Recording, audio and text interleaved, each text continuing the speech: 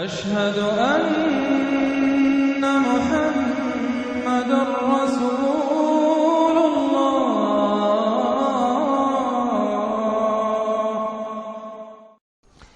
سورۃ التین، بسم اللہ الرحمن الرحیم۔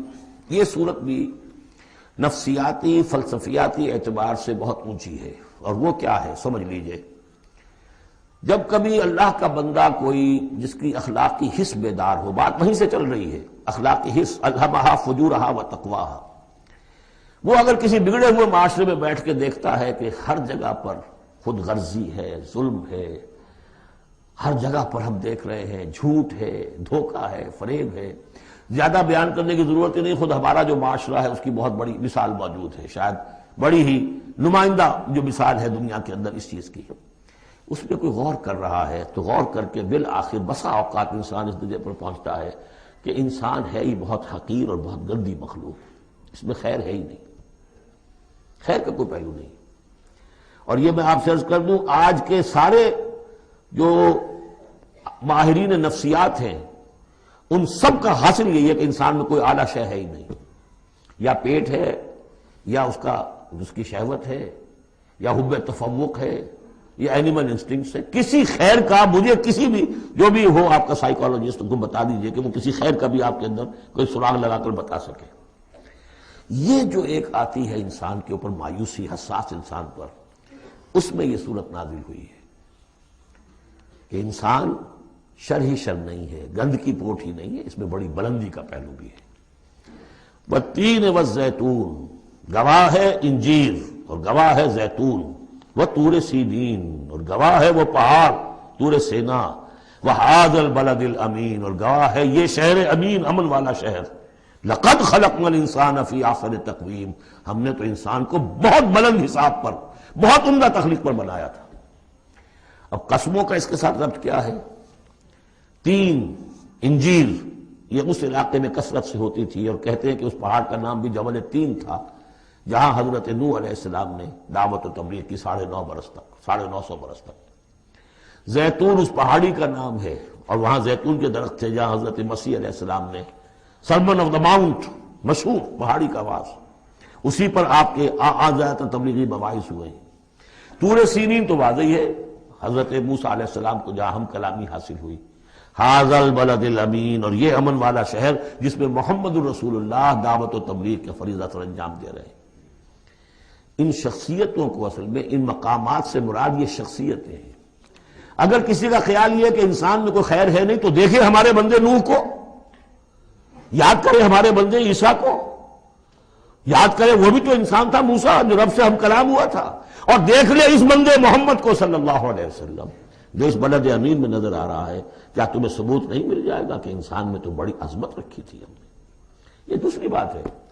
آپ اپنے آپ کو حیوان ہی سمجھ لیں، حیوان بنا لیں، فلا تکونوا کالذین نسوا اللہ فانساہم انفسہم، یہ تو آپ کا کام ہے، آپ نے کیا ہے، یہ گراوٹ تو آپ کو ملی ہے۔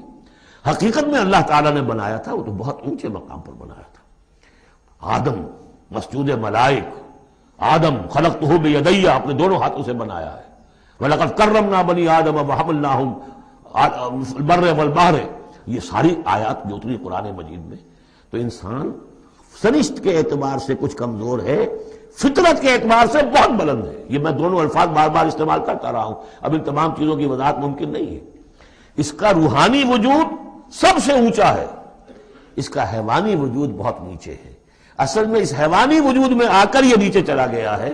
والتین والزیتون وطور سینین وھذا البلد الامین لقد خلقنا الانسان فی احسن تقویم، ہم نے انسان کو بنایا تھا بہترین حساب سے۔ ثم رددناہ اسفل سافلین، اب اسے اس جسد حیوانی میں ڈال کر در حقیقت نیچے پہنچا دیا گیا ہے۔ تو اب کیا کرنا ہوگا؟ اب اوپر اٹھنا ہوگا۔ اوپر اٹھنے کے لیے محنت کرنی پڑتی ہے۔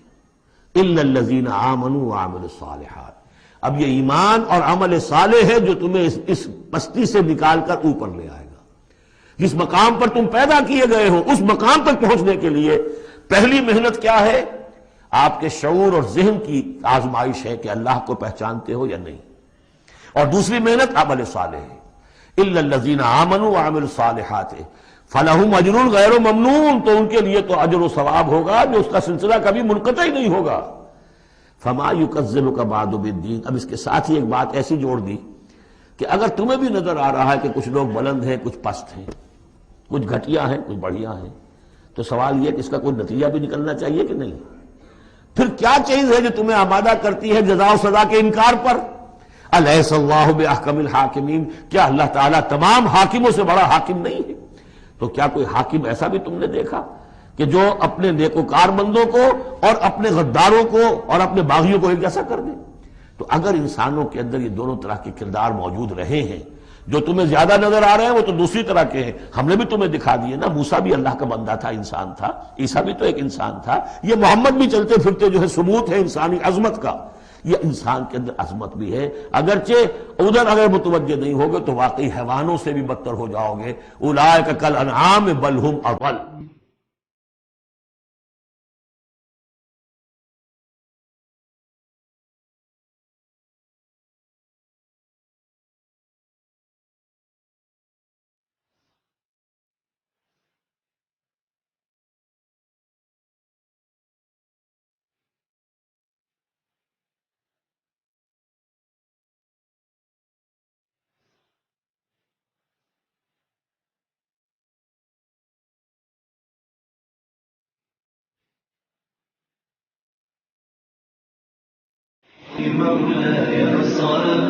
مولاي صل وسلم